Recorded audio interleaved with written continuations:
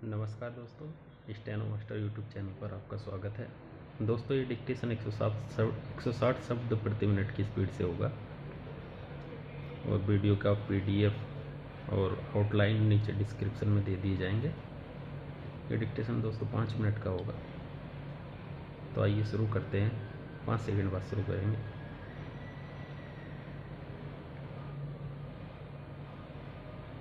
अध्यक्ष महोदय, नई तालीम में मेरी रुचि उस दिन से रही है जिस दिन प्रातः स्मरणीय पूज्य महात्मा गांधी जी ने इस विषय पर विचार करने के लिए पहल एक सम्मेलन वर्धा में किया था, जिसमें देश के कुछ शिक्षा शास्त्री और राष्ट्रीय शिक्षा से संबंध रखने वाले कार्यकर्ता आमंत्रित थे। उस दिन से इस पद्धति की जिस प्रकार से जांच और प्रगति हुई है, मेरा उससे कुछ न कुछ संबंध रहा है और इसलिए मुझे इस बात की प्रसन्नता है कि आपने आज मुझे शिक्षा संबंधी विचारों को व्यक्त करने का अवसर दिया। यद्यपि मैं जानता हूँ कि ऐसा करने में मैं बहुत अंश में पुनरावृत्ति करूँगा और हो सकता है मेरे मत से दूसरों का, विशेषकर शिक्षा शास्त्रियों का मत न मिले। इसके अतिरिक्त विचारणीय बात यह भी है कि शिक्षा के संबंध में केंद्रीय और राज्यों की सरकारें आज जो नीति बरत रही हैं, उसका मेरे मत के साथ कहाँ तक मेल होता है और मेरे मत में अथवा उस नीति में परिवर्तन कहाँ तक आवश्यक दिखता है। इसलिए मैं आशा करता हूँ कि मैं आज जो कुछ कहूँगा वह व्यक्तिगत विचार के रूप में ही समझा और देखा जाएगा और आप उस पर निर्भीकतापूर्वक और निर्लिप्त रूप से भली भांति विचार करेंगे। यह एक मानी हुई बात है कि जो पद्धति आज तक प्राथमिक वर्ग से लेकर विश्वविद्यालयों की उच्चतम कक्षा तक प्रचलित है, वही पद्धति है जिसको ब्रिटिश सरकार ने इस देश में चलाया था और स्वराज्य प्राप्ति के बाद भी अभी तक उसमें कहीं कोई मौलिक परिवर्तन नहीं हुआ है। उसके लिए हम किसी को दोषी भी नहीं ठहरा सकते, क्योंकि जिस प्रकार शांतिपूर्वक हमें स्वराज्य प्राप्त हुआ, उसमें यह अनिवार्य था कि स्वराज्य के साथ साथ वह शासन पद्धति, शिक्षा पद्धति तथा सारा उपक्रम जो अंग्रेजी राज्य में प्रचलित था, उस परिस्थिति के प्रकाश में विचार करें और जो कुछ परिवर्तन आवश्यक जचे उसे अमल में लाए। इसमें संदेह नहीं कि अंग्रेजों ने जो शिक्षा पद्धति आरंभ की, वह विशेषकर अपने राज को आसानी से और सुविधा के साथ चलाने के लिए जारी की थी। उसके साथ साथ उनके दिल और दिमाग में यह विचारधारा काम कर रही थी कि यहाँ की संस्कृति और साहित्य में कोई ऐसी चीज़ नहीं है जिसको वे अपनी संस्कृति, साहित्य इत्यादि की अपेक्षा अधिक अच्छा समझें अथवा जिनको वे बनाए रखना उचित समझें। धीरे धीरे उनकी विचारधारा में थोड़ा बहुत परिवर्तन भी हुआ, पर मूल रूप से नहीं। और इसी बीच यूरोप में विज्ञान की जो प्रगति हुई, वह इस देश में उनकी भाषा के द्वारा ही प्रसारित हो सकती थी। इन सब का परिणाम यह हुआ कि शासन की सुविधा और अपनी भाषा तथा संस्कृति के प्रति श्रद्धा के कारण उन्होंने इस पद्धति को जारी रखा और अधिकाधिक प्रोत्साहन दिया गया। इसमें कोई संदेह नहीं कि हमारी कई पीढ़ियों ने जो शिक्षा पाई, इसी पद्धति से पाई।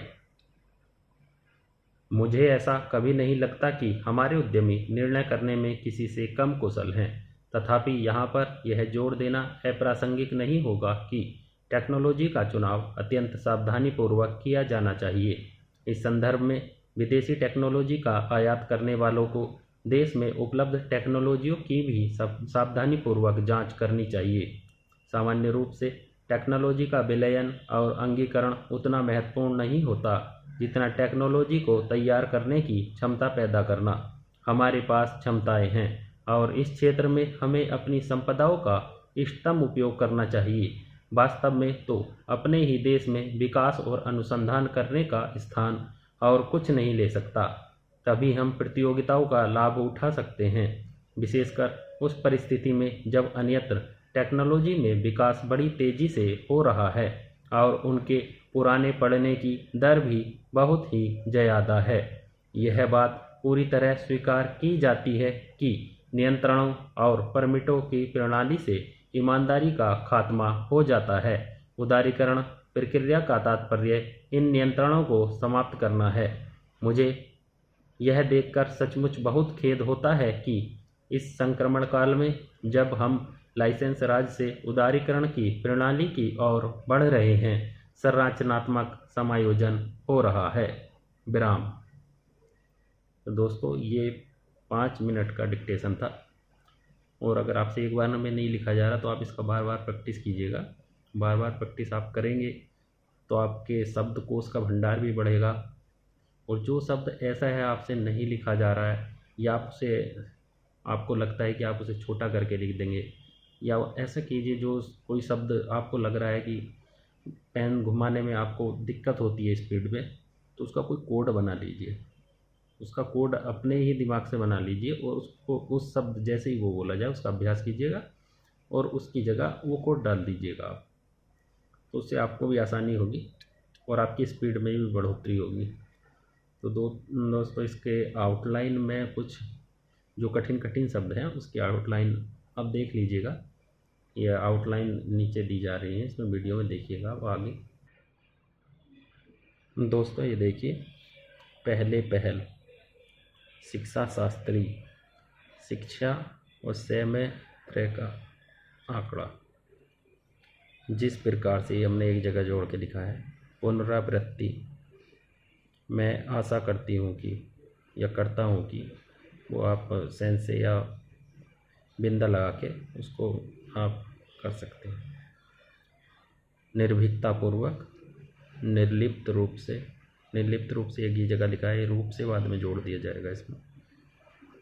और दोस्तों, कुछ शब्द ऐसे आते हैं जिनका आउटलाइन आपको खुद से ही बनाना होता है। जैसे टेक्नोलॉजी है, टेक्नोलॉजी के लिए आप टी बना सकते हैं, स्मॉल टी, वो आपको ध्यान में रखेगा। ये टेक्नोलॉजी, ऐसे कुछ शब्द आते हैं जो इंग्लिश के शब्द होते हैं, तो उन्हें बीच में जो नई अभ्यास में होते तो उनका ध्यान नहीं रह पाता। तो इसलिए आप उनको कोशिश करें कि आप उनका कोई कोड निर्धारित कर लें। शिक्षा पद्धति, संस्कृति और साहित्य, ये हमने संस्कृति लिख के इसके नीचे और बनाया है। संस्कृति और साहित्य जहाँ भी साथ आए, संस्कृति साहित्य आए तो संस्कृति लिख के से बना दीजिए उसके नीचे, और संस्कृति और साहित्य आए, संस्कृति एवं साहित्य आए तो वह बना दीजिए, और साहित्य आए तो और का चिन्ह लगा दीजिए नीचे। अप्रासंगिक, अंगीकरण, नियंत्रण। दोस्तों, अगली वीडियो के साथ जल्द मिलेंगे। आप इसका निरंतर अभ्यास कीजिएगा, और एक बार नहीं लिखा जाए 2 बार लिखिए, 3 बार लिखिए, लेकिन जब तक लिखते रहिए जब तक कि आप सही से लिख ना लें। अभ्यास ही आपकी स्पीड बढ़ा सकता है। तो जितना ज़्यादा आप अभ्यास करेंगे उतनी ज़्यादा आपकी स्पीड में ग्रोथ होगी। तो दोस्तों, चलो अगली वीडियो के साथ जल्दी मिलेंगे। तब तक के लिए जय हिंद, जय भारत।